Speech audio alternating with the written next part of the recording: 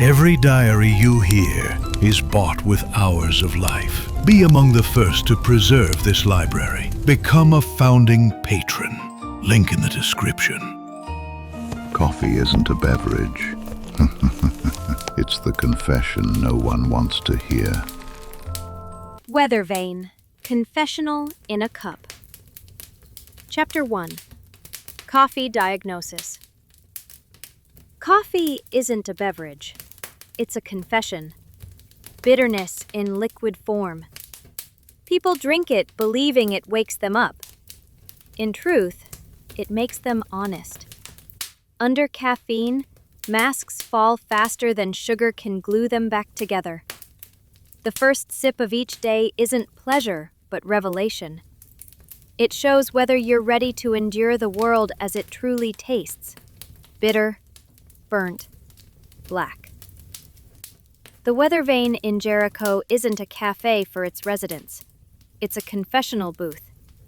Every cup steams like incense. Every table an altar. The faithful don't sit before crosses, but before milk foam. I call it the ritual of delusion. Those who dilute bitter coffee with milk also want to water down truth. Those who dump in sugar admit they can't bear reality without disguise. The psychology of coffee consumption reveals fundamental truths about human weakness. The beverage itself is simple. Water forced through roasted beans under pressure. But humans have developed elaborate rituals to avoid experiencing it in its pure form, creating countless variations that mask coffee's essential nature. This pattern mirrors their approach to all uncomfortable truths.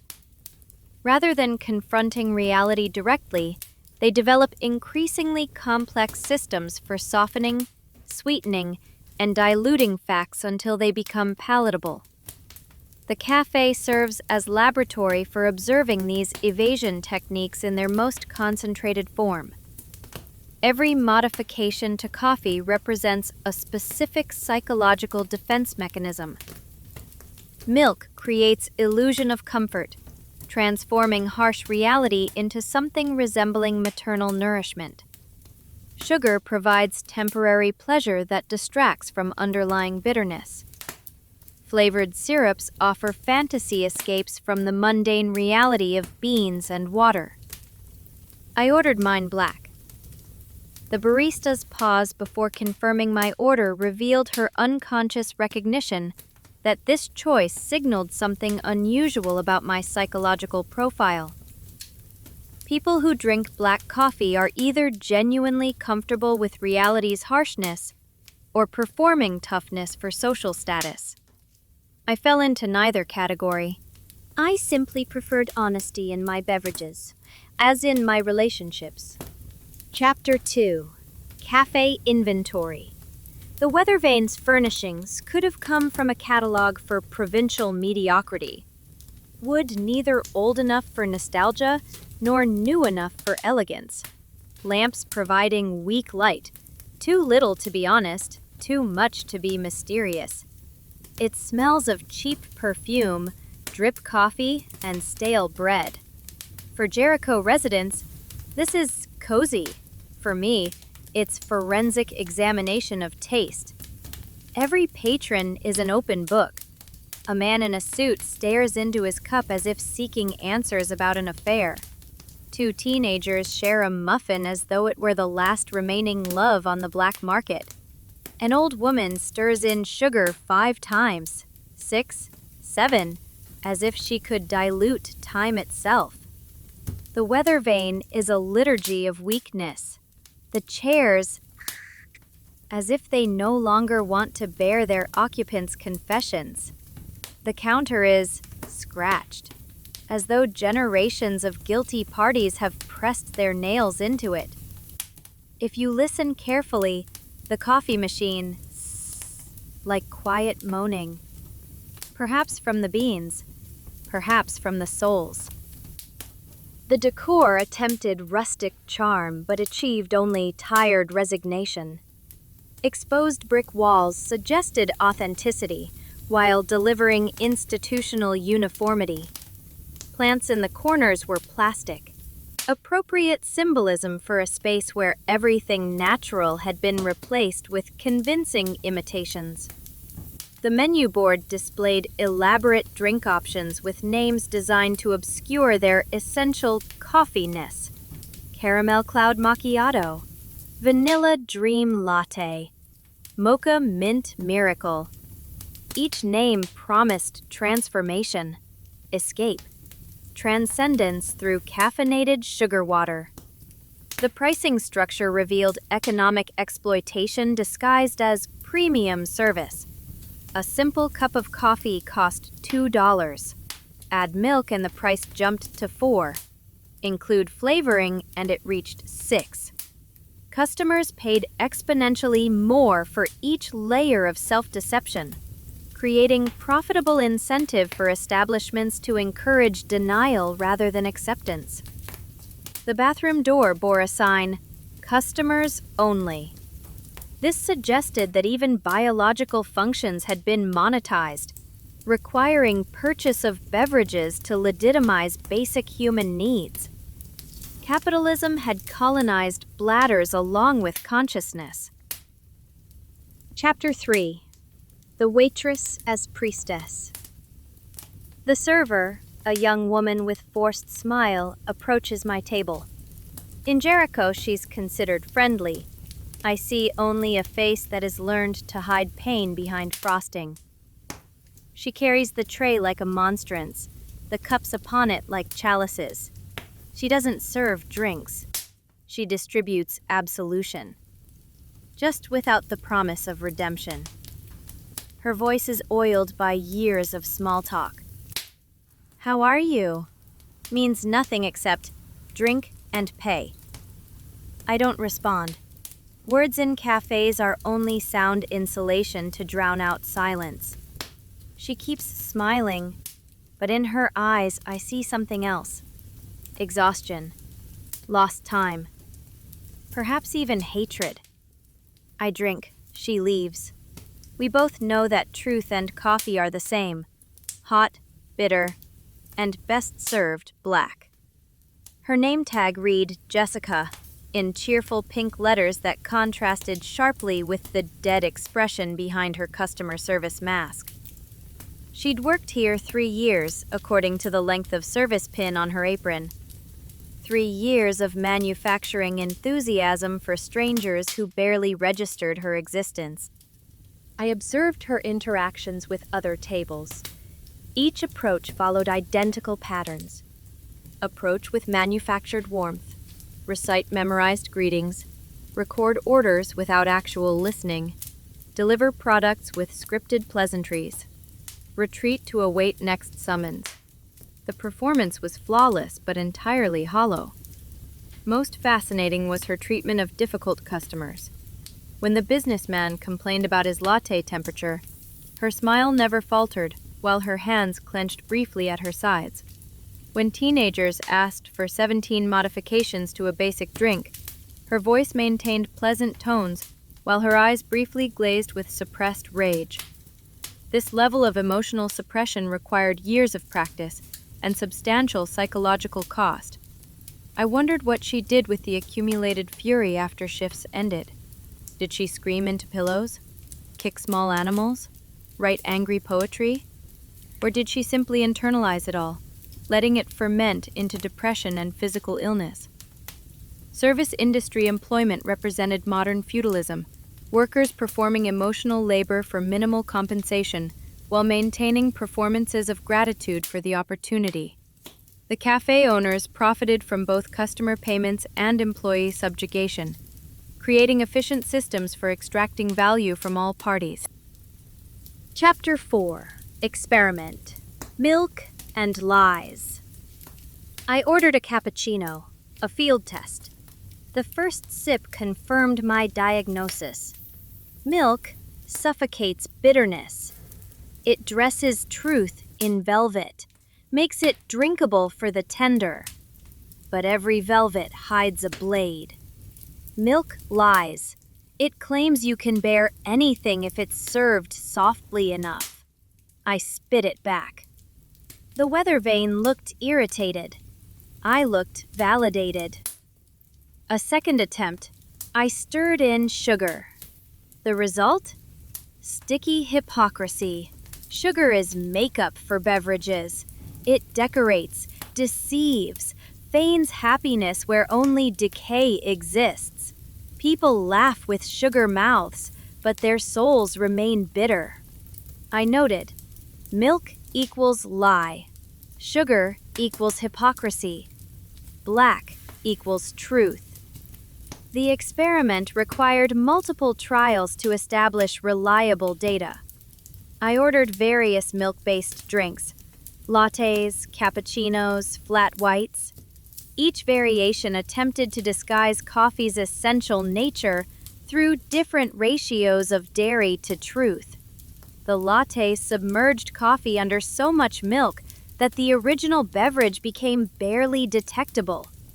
Appropriate metaphor for people who bury their authentic selves under layers of social performance until nothing genuine remains visible.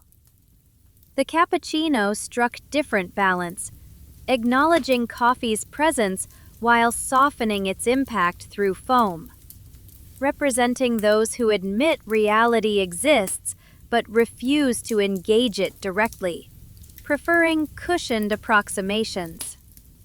The flat white attempted sophistication through minimalism, but still relied on milk to moderate coffee's harshness, like people who pride themselves on honesty while carefully calibrating their truths to avoid causing discomfort.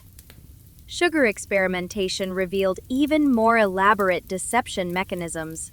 White sugar, brown sugar, artificial sweeteners, honey, agave nectar, each promised to improve coffee's flavor while fundamentally altering its character. The artificial sweeteners were particularly offensive. Zero-calorie lies that delivered sweetness without substance, training taste buds to expect reward without consequences. Perfect preparation for lives built on similar delusions about cost-free pleasures. Chapter 5. The Observation Post.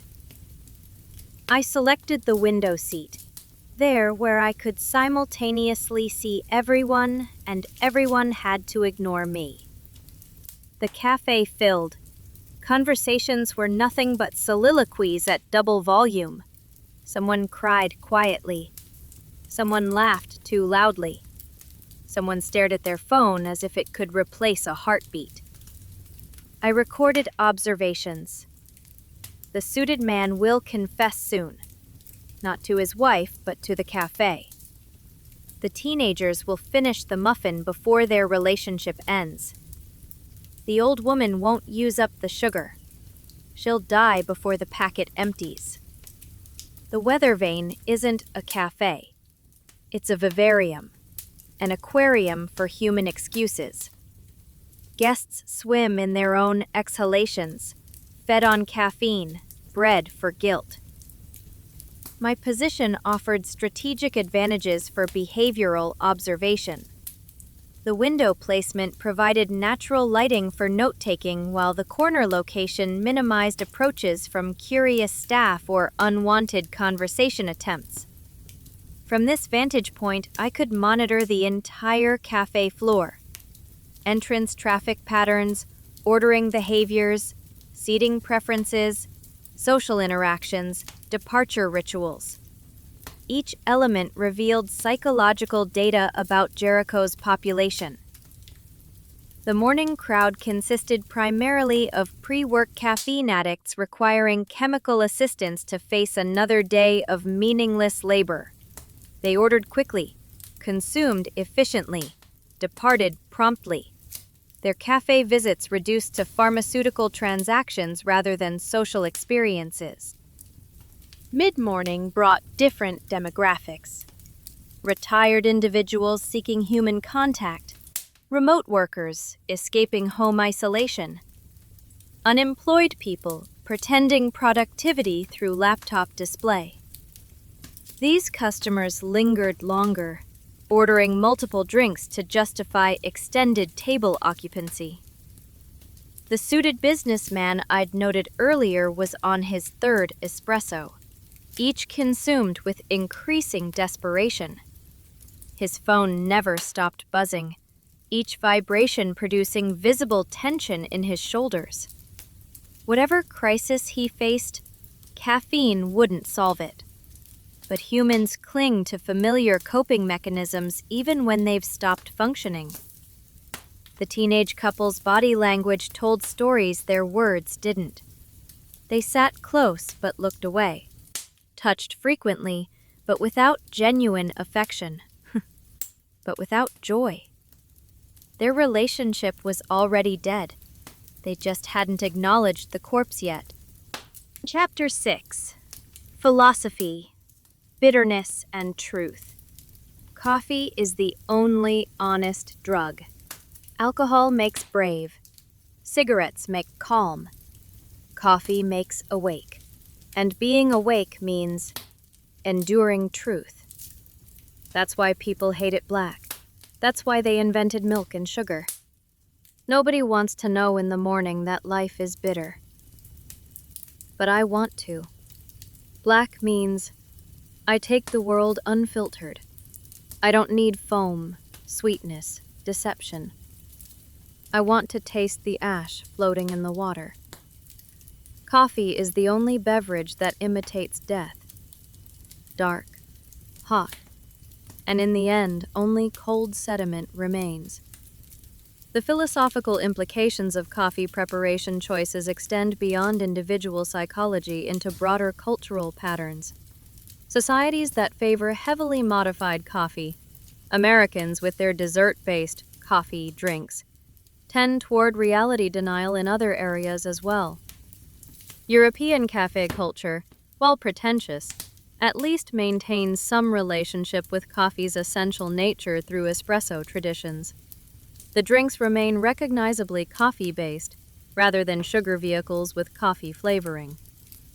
The relationship between consciousness and caffeine deserves deeper examination. The drug doesn't create alertness, but rather postpones sleep's inevitable claim. Users borrow awareness from future rest, creating deficit spending in their neurological budgets. This mirrors modern existence more broadly.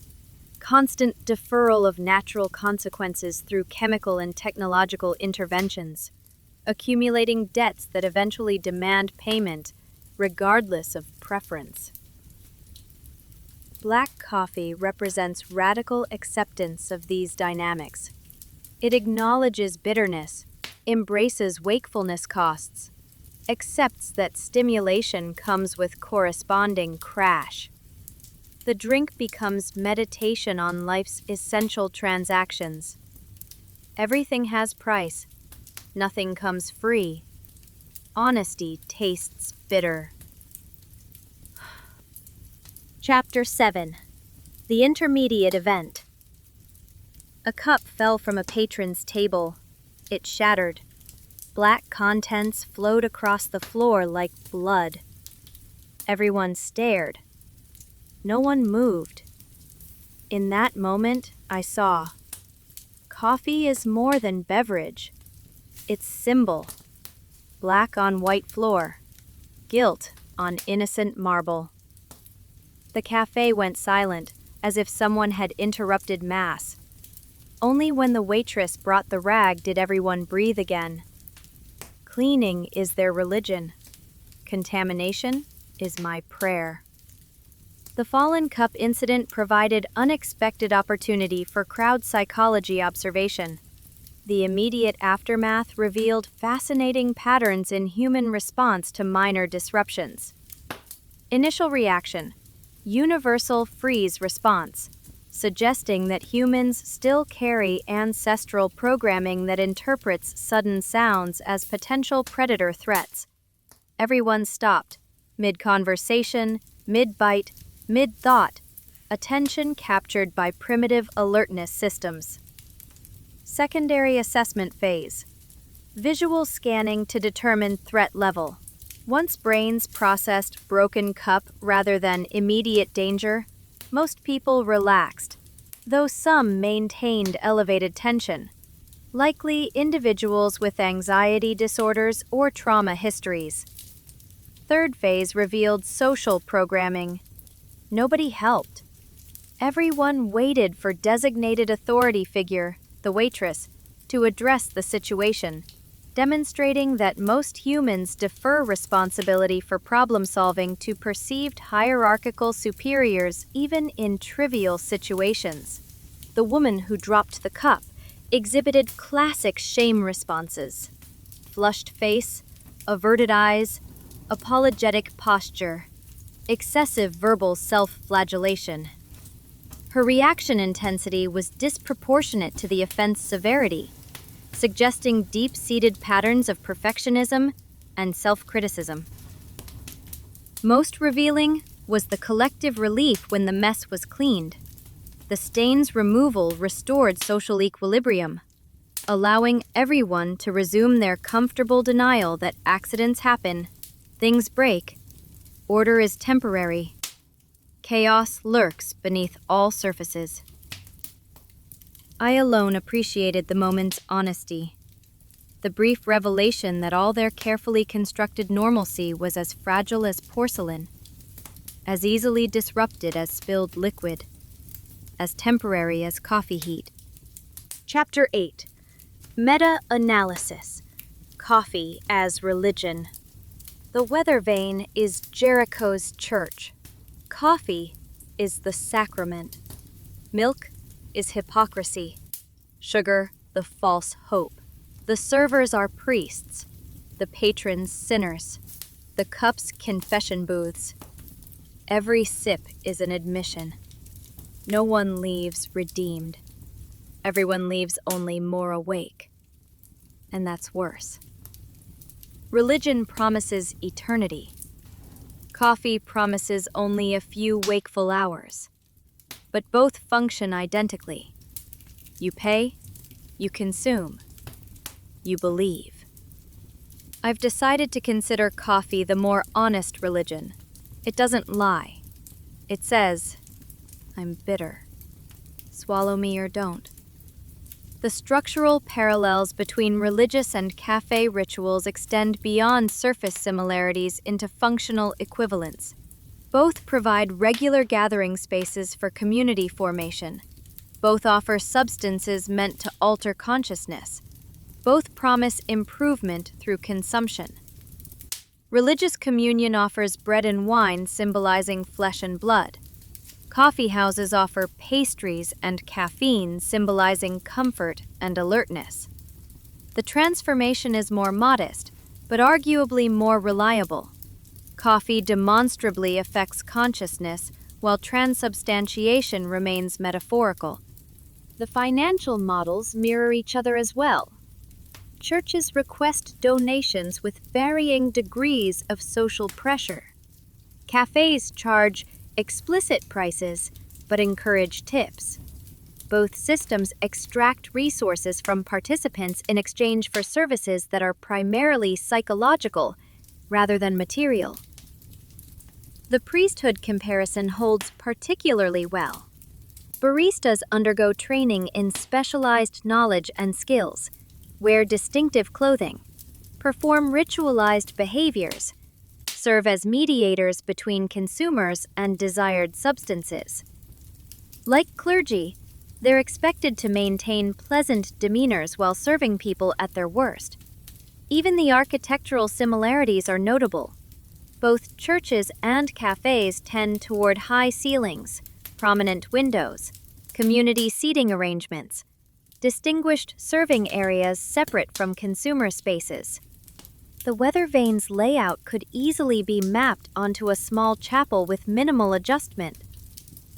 Most significantly, both institutions profit from human difficulty accepting reality as it presents itself.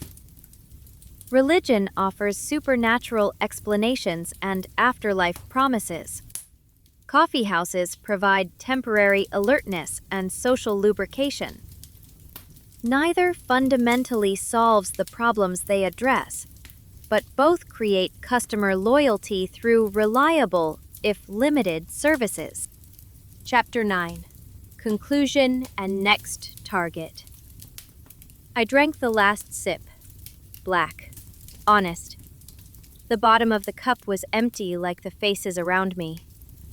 I stood, didn't pay, and left. The weather vane hummed on as if nothing had happened. But I knew. Today I heard more confessions than any priest in Jericho. Walking through Jericho afterward, my caffeine-enhanced awareness noticed details that might normally escape attention. The woman who dropped her cup was crying 2 blocks away, still devastated by minor social embarrassment. The businessman was arguing on his phone, voice carrying across the street. Affair confirmed. The teenagers had already separated, walking opposite directions without goodbye. Coffee had revealed their truths but offered no solutions. That's what made it superior to religion. It promised only awareness, never salvation. Anyone expecting comfort from coffee deserved the disappointment they received. The afternoon light made Jericho look almost pretty, but I knew better. Pretty towns hide ugliest secrets, coating rot with pastoral charm. The weather vane was just one confessional. The whole town needed examination. My observations there would serve as baseline data for larger study of Jericho's collective psychosis. Every small town harbors darkness, but this one felt particularly concentrated, as if centuries of secrets had fermented into toxic atmosphere that poisoned everyone who breathed it. I stopped before a shop window. A dress displayed on a mannequin, another mannequin behind it, a mirror reflecting them both. Except the reflections didn't quite match the originals. The dress appeared darker in the mirror. The mannequin's position seemed slightly different. And was that a third figure I hadn't noticed before? I stared harder. The display remained still, but something about it suggested potential for movement, like a photograph about to animate. The mannequins wore expressions. Impossible since their faces were molded plastic, yet somehow they conveyed awareness of being observed. The shop name above the window read Pilgrim World in weathered letters. Tourist trap selling manufactured history to people who preferred comfortable lies about their ancestors. But the window display suggested something more interesting might lurk beneath commercial veneer. I took notes about location, lighting conditions, visible contents. Tomorrow I would return for closer examination. The cafe had been appetizer. The shop windows would be main course. Daily aphorism. Coffee isn't a beverage. It's the confession no one wants to hear. Final entry. Note. The weather vane taught me that Jericho drinks to forget. But some of us watch to remember. And what I remember, I document. What I document, I understand. What I understand, I eventually dissect. Coffee was merely prologue. The shop windows will stare at me until I stare back. And when I do, I suspect they'll have stories to tell that even confession booths couldn't handle. I've decided my next investigation will focus on Pilgrim World and its inhabitants. The mannequins there appear to have more personality than most of Jericho's living residents. Tomorrow I'll discover whether that's metaphor or diagnosis. The difference, I suspect, will be less clear than either of us would prefer. Time to document what moves when nothing should be moving. Ah. I trust you enjoyed this glimpse into a most curious diary. If so, leave behind a small token of your delight with a like, and do consider joining our circle by subscribing. And remember, ring the little bell, and you shall be the very first to know when another diary or a fresh entry emerges from the shadows. And if a whisper stirs in your mind, a thought, a riddle, perhaps a name of someone whose secrets you would dare to uncover, leave it for me below. I read them one by one. And who knows, your wish may guide my hand to the very next diary I choose from my collection.